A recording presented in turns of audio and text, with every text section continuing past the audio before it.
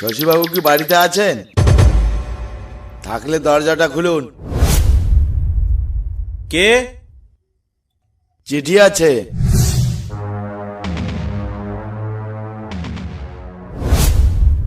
কিসের চিঠি এটা? খুলেই দেখো না। সুন্দরবনের সজনেখালি থানায় আপনাকে পোস্টিং করা হলো। সেখানের দারোগা পরেশবাবুর অপঘাতে মৃত্যুর কারণে ওই পোস্টে আগামীকাল সুন্দরবন সজনেখালি থানায় আপনাকে সকাল 10টার মধ্যে হাজির হতে হবে। শেষে সুন্দরবন যেতে হবে। এবার কি বাঘের হাতেই জান দিতে হবে? হেডকোয়ার্টারে অর্ডার তো অমান্য করা যাবে না। কাল যাই তো, আগে গিয়ে দেখি কি হয়।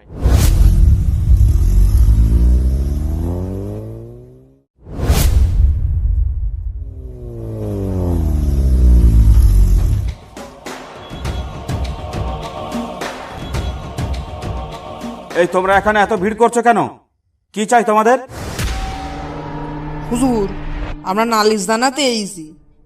আমার গরুটা কাল রাতে নিখোঁজ হয়ে গেছে, তাই ভাবলাম কোনো চোরে নিয়ে গেছে হয়তো।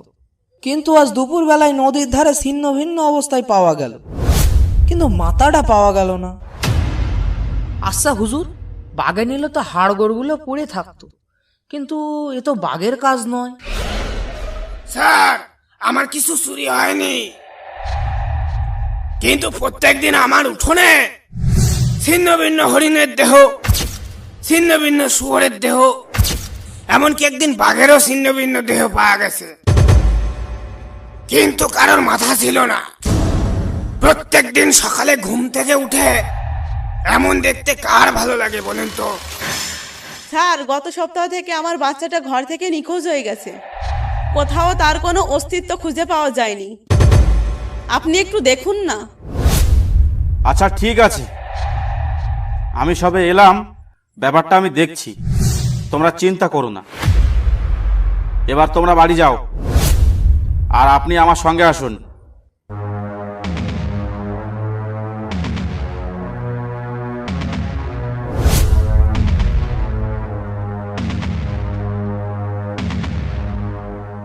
শশীবাবু, এটা আপনার চেয়ার, আর থানার পেছনে আপনার কোয়ার্টার।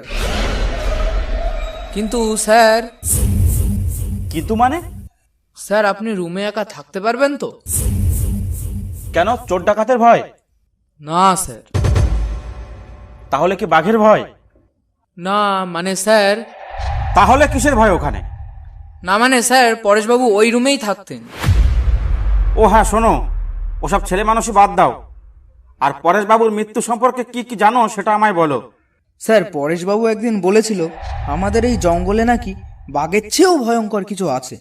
আর পরেশবাবু মরার ঠিক সপ্তাহখানেক আগে রুমের পেছনের দেয়ালে গা ঘষছিল, তাতেই পুরো ঘর দুলে উঠছিল। এটা একদিন আমায় বলেছিল। আমি স্যারকে বলেছিলাম যতই যা হয়ে যাক আপনি ঘর থেকে বেরোবেন না। এইটুকুই জানি স্যার। তারপর তারপর কোনো তদন্ত হয়েছিল? কেসটার কোনো ক্লু পাওয়া গেছিল? না স্যার, পরেশবাবুর মাথাহীন ছিন্ন ভিন্ন দেহ আর তার টর্চ লাইট পড়েছিল, আর তার সঙ্গে মাটিতে কিছু লোমও পড়েছিল। স্যার, এক একটা লোম এক হাতের থেকেও বেশি বড় ছিল। তাছাড়া তেমন কিছু পাওয়া যায়নি এই তদন্তে। ঠিক আছে, আমি কাল থেকে ব্যাপারটা খতিয়ে দেখছি। যখন তোমাকে ডাকবো তখনই আমার সঙ্গে যাবে। ঠিক আছে স্যার। স্যার, সন্ধে হয়ে গেছে, আপনি এখন একটু বিশ্রাম নিন, কিন্তু স্যার সাবধানে থাকবেন।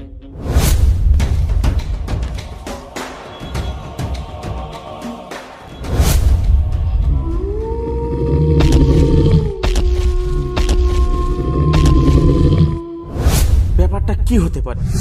মাথা নিয়ে যাচ্ছে কিন্তু বাকিটা খাচ্ছে না। এটা তো বাঘ হতে পারে না। তাহলে কি ভূত? কিন্তু এক হাতের চেয়েও বড় লোম আছে গায়ে। তাহলে তো ভূত নয়, কি হতে পারে? এটা একটা বন্য জানোয়ার, এটা ভালোভাবেই বুঝতে পারছি, কিন্তু কি সেটা?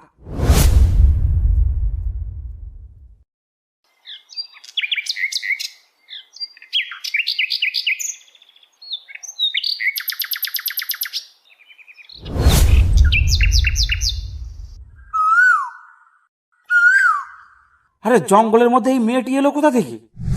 এখানেই বা কি করছে? এ কি জঙ্গলে হারিয়ে গেছে নাকি? ও গো মেয়ে, তুমি কে গো? দেখে কি মনে হচ্ছে? কি করছো ওখানে? কেন, দেখে বুঝতে পারছো না রোদ পোহাচ্ছি?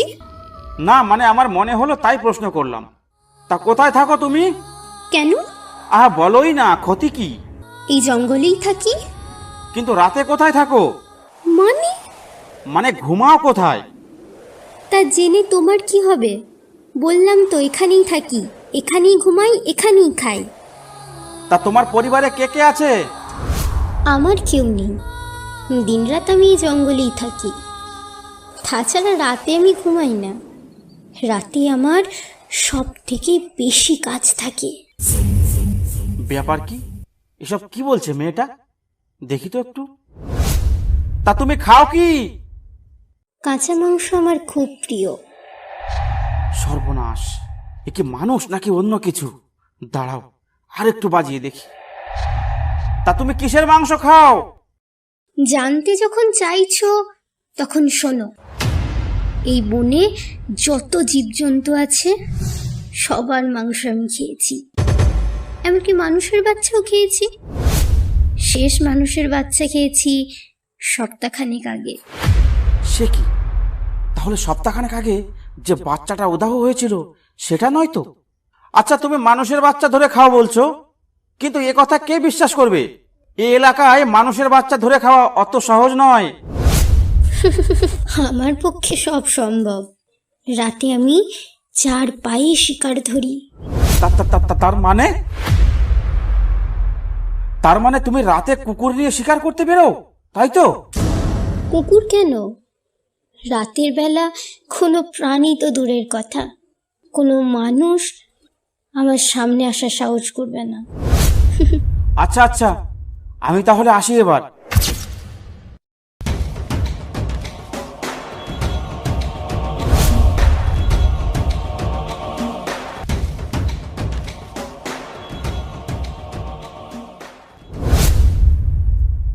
মেয়েটার কথাগুলো তেমন সুবিধার মনে হলো না। কি অদ্ভুত কথা! নিঃসন্দেহে মেয়েটার মধ্যেও কোনো অলৌকিক রহস্য লুকিয়ে আছে। কাল আর একবার যাব, তাকে আমাদের বাংলায় নিয়ে আসবো, এনে আটকে রাখবো, দেখি কি হয়। তখন হয়তো এর রহস্যর কোনো সমাধান হতে পারে।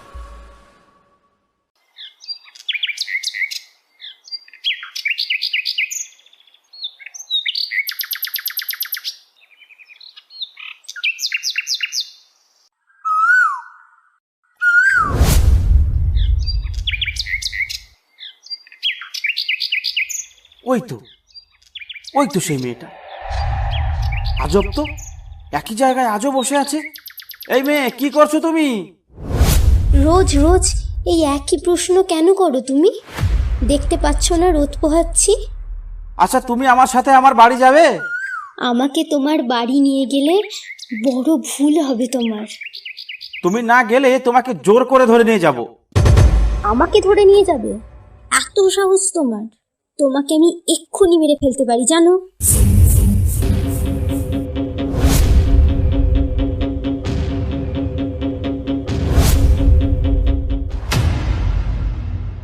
বাবু দাঁড়ান, এত জোরে ছুটছেন কেন? আর আপনি এই জঙ্গলে কি করছেন? এদিকে যে গেছে আজ পর্যন্ত কেউ ফেরে নাই। তোমার কপাল ভালো বলে তুমি বেঁচে গেছো। কেন, কি আছে এদিকে?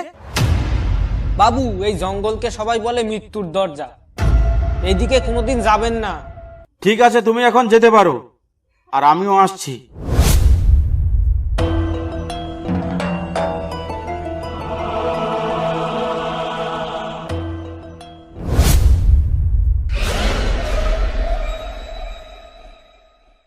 বাবু, 2 মাস আগে যে বাচ্চাটি চুরি হয়েছিল তার ব্যাপারে কিছু তথ্য দিতে চাই আমি। হ্যাঁ, তুমি নির্ভয়ে বলতে পারো। বাবু, সেই বাচ্চাটি কোনো সাধারণ কারণে চুরি হয়নি। বাচ্চাটির মা বলেছিল সেই দিন রাতে পাহাড়ের পেছনে খুব একটা ভয়ঙ্কর চিৎকার শুনতে পাওয়া গেছিল। তারপর বাচ্চাটিকে আর পাওয়া যায়নি। কিন্তু এই ঘটনা আপনি আমাকে বলছেন কেন? কিন্তু তার কারণ হলো বাবু, আমি আপনাকে ওই দিক 2 দিন যেতে দেখেছি। ওখানে এ তল্লাটের কেউ যায় না। ওই জায়গাটাই নাকি তার আস্থানা। তুমি কার সম্পর্কে বলছো? আমি তো তোমাকে কারোর ইঙ্গিত করিনি। সে আপনার ঘরেও আসবে বাবু, ওর সাথে অত মেলামেশা ঠিক নয়। আশ্চর্য, আপনি কে? কোথায় থাকেন আপনি? আপনি আমাকে চিনবেন না বাবু, আমি পাশের গ্রামে থাকি। আপনাকে সাবধান করা আমার কর্তব্য ছিল, তাই বললাম।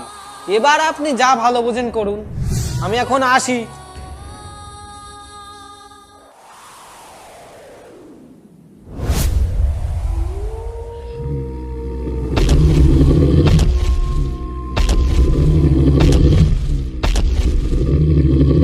এটা কিসের আওয়াজ? তাহলে তাহলে এটাই কি সেই ভয়ঙ্কর জানোয়ারের আওয়াজ? কিন্তু নবীন বলেছিল বাইরে না বেরোতে। বাপরে, রক্ত ঠান্ডা হয়ে যাওয়ার মতো আওয়াজ।